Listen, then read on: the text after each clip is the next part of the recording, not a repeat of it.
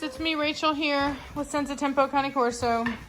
So I'm in here with the dogs, Cashmere, Batista, Nirvana, Atari,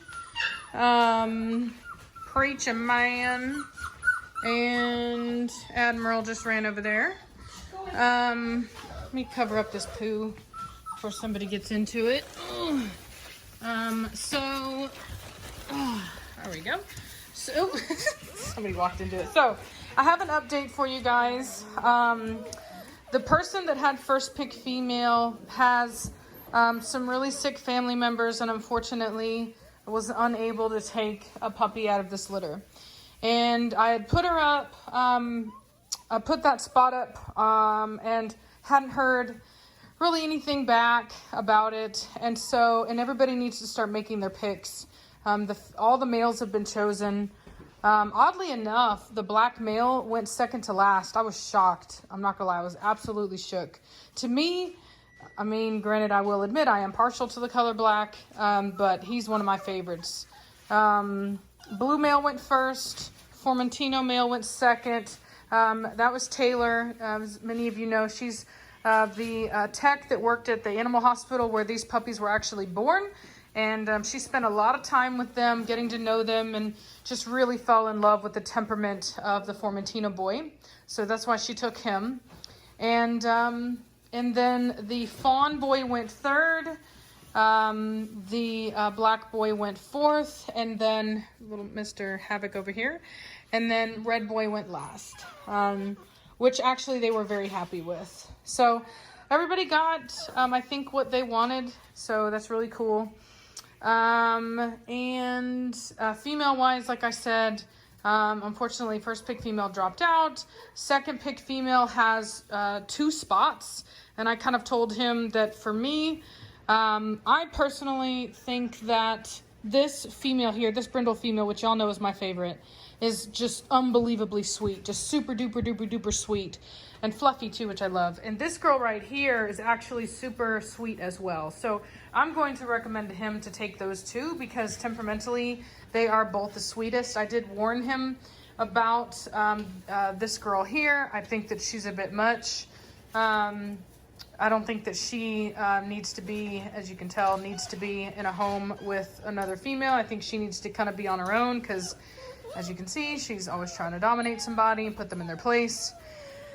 So anyway, so that's going to be my recommendation. So basically, I'm, as many of you guys know, if I can't find somebody to take that first pick female spot, I'm just going to keep her for myself. I'm very partial to, these litters with Preacher Cashmere because, as you guys know, Cashmere is being retired, and I do have Blondie, but I mean, you guys know Blondie is Savannah's pet. She really wasn't supposed to be like a big part of my breeding program, and so what I would prefer to do is obviously breed Trinity. If I end up, like I said, I may just end up keeping, I'll keep a female out of this litter and I may end up just keeping her. But we'll see what happens. It's not my preference. My preference is to find her a home. But, if I can't, then like I said, I'll just keep them. Good God, Savannah, can you go and interrupt that fighting? Yeah, my cats are fighting.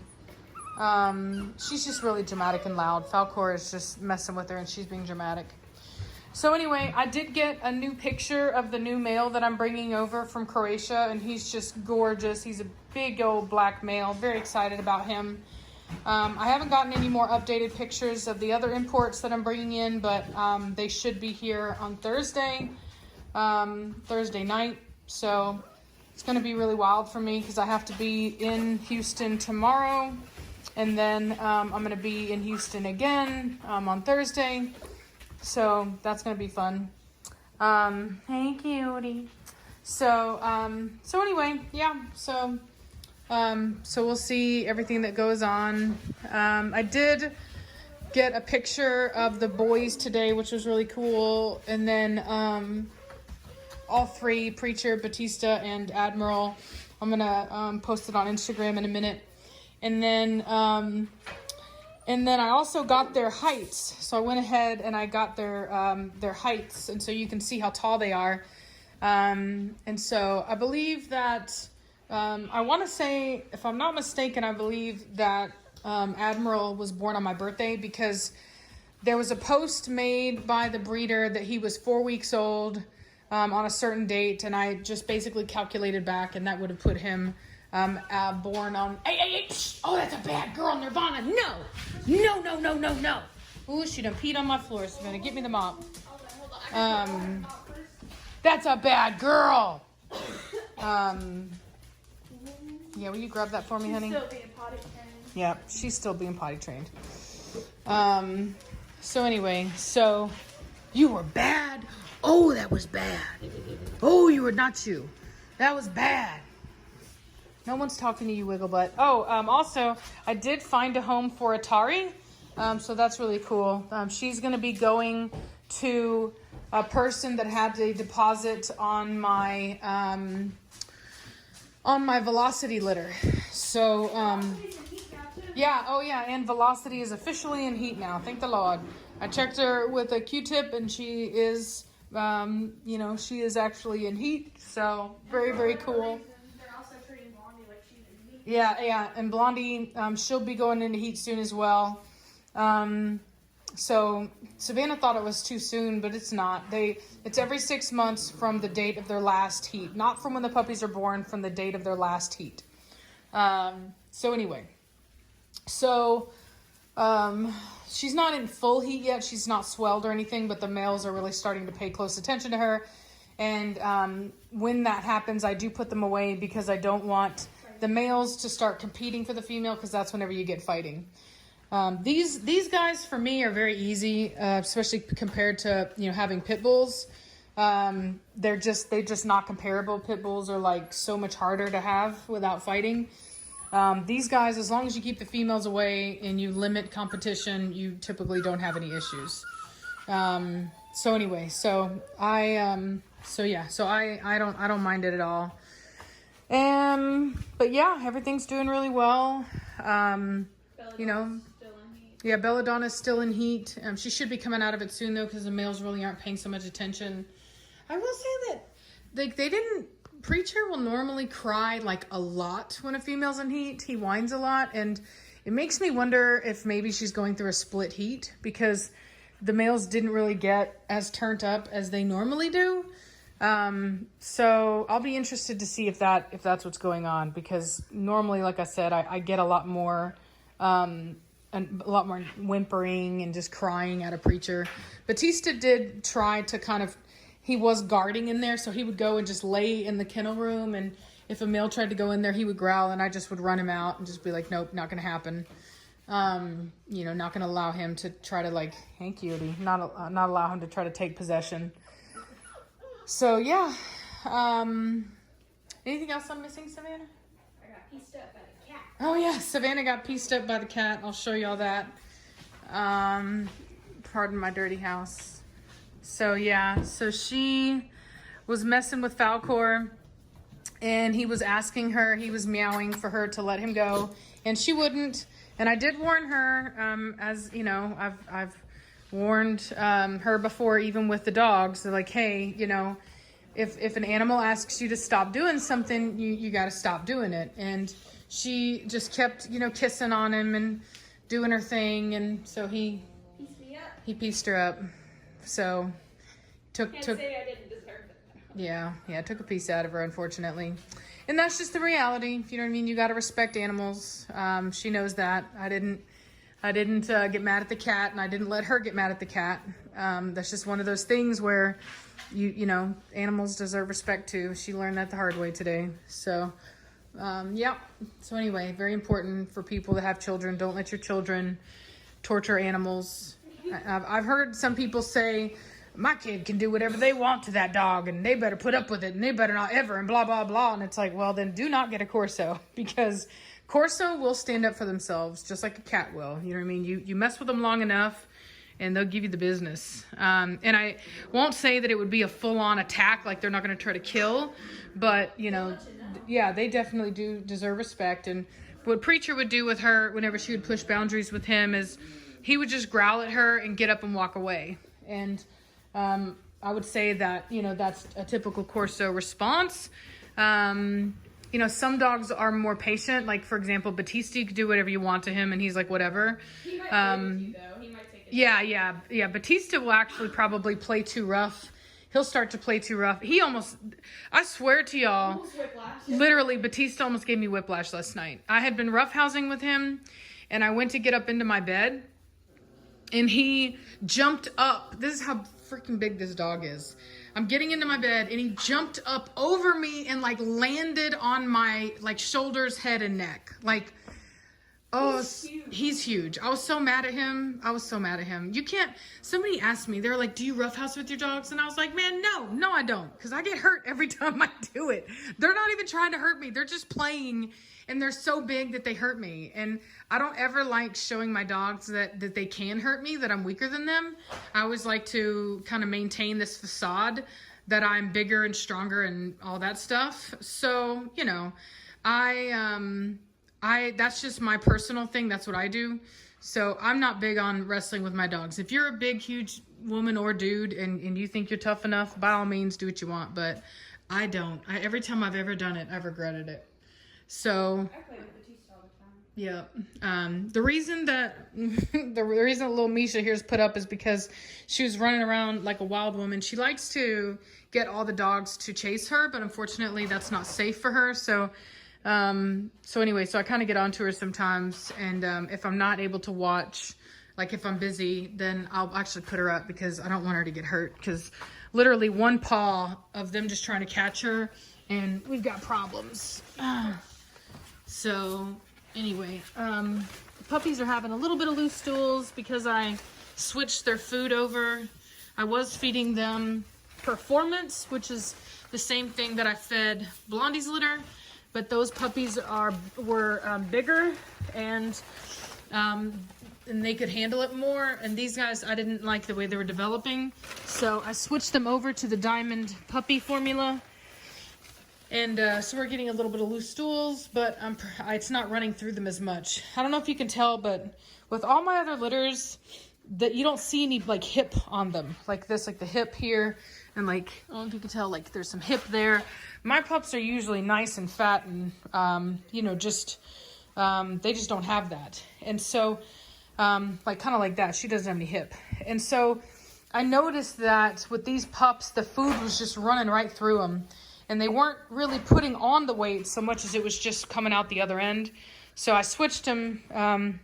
Originally, I didn't want to do the Diamond Puppy large breed puppy, because it had pea protein in it. But I did call them actually, and they said that they removed it. So that made me happy. And so I switched them over to that. And I'll probably just maintain that.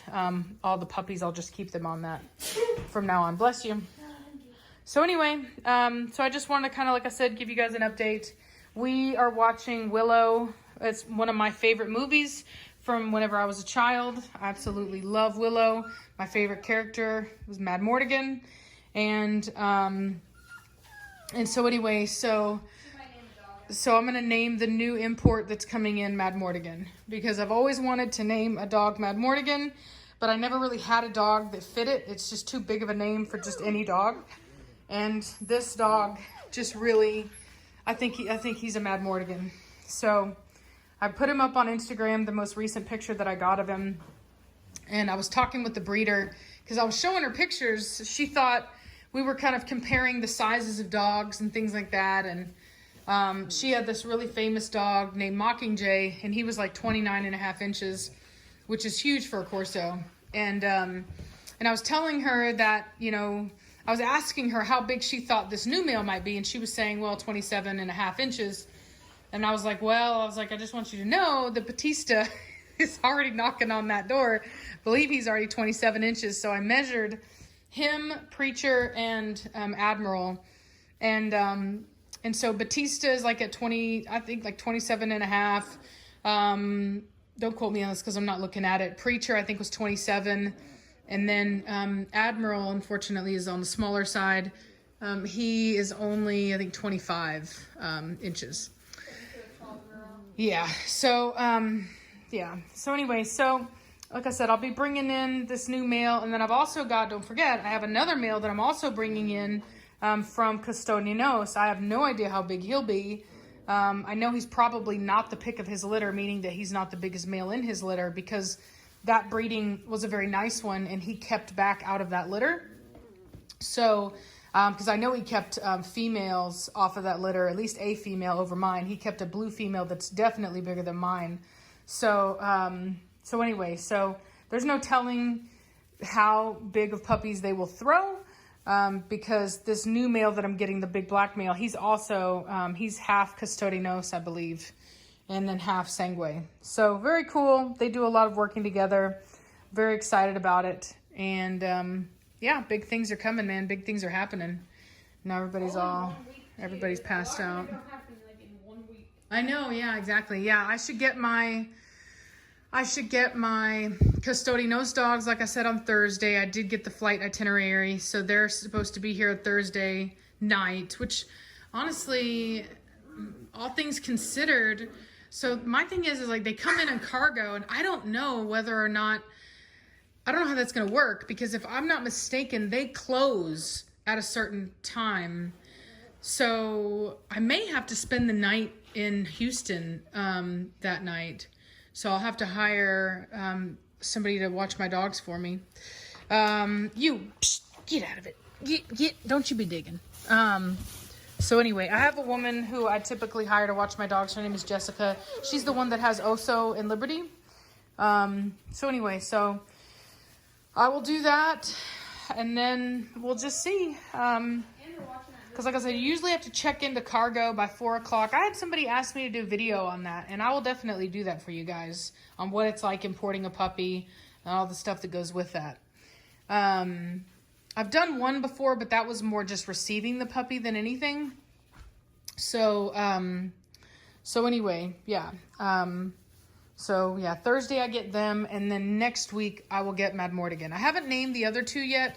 I feel like I'm going to name the female Isis. We had a cat named that. We did. I had a cat named Isis. I loved her very much. We usually called her Mama Cat. Yeah, we usually called her Mama Cat. She lived for a very long time. Had her for a real long time. Loved her to pieces. She was just a stray cat that I took in. And so anyway, so that's kind of where we're at. And like I said, I will keep you guys updated on whether or not I find somebody to take first pick female in this litter, or if I'm going to keep her myself. I know that for a lot of people, they would just move second pick up to first pick and so on. But for me, it's just not worth it. I prefer just to keep, if they're not going to take the best pup, I'll just keep the best pup for myself, because it's much harder. When you have a last pick puppy, nobody wants them. They always think there's something wrong with them. And look at this little baby cashmere messing with him. Just messing. He's getting mad. He's like, leave me alone. Standing up for himself, and she's a button pusher. Button pusher. That was your knees there, dude. That was my knees. I have bad knees. I was talking to somebody about that the other day. Somebody was asking because they had seen that at one point I had a video up of Preacher with a service vest, and they were like, why were you using Preacher as a service dog? And I was like, because I needed him. I was in a car accident. Savannah was actually in the car with me. Yeah, I messed up my shoulders and stuff. Yeah, I got hit. A woman, I was going through a light, and a woman ran a red light, and she sped up to try to make it and hit me head on. I had a Mazda Tribute, and just completely hit us head on. It was a head-on collision. Brand new too. Yeah, it was brand new, and it came. The Tribute actually came in on my knees and crushed my knees, and I had to have electrotherapy on them, like where they stick these electrodes on them and they shock your knees, and still to this day they pop a lot, and I can't really do like a lot of make out with me like that, huh? I can't do the workout stuff that I used to be able to do with my knees.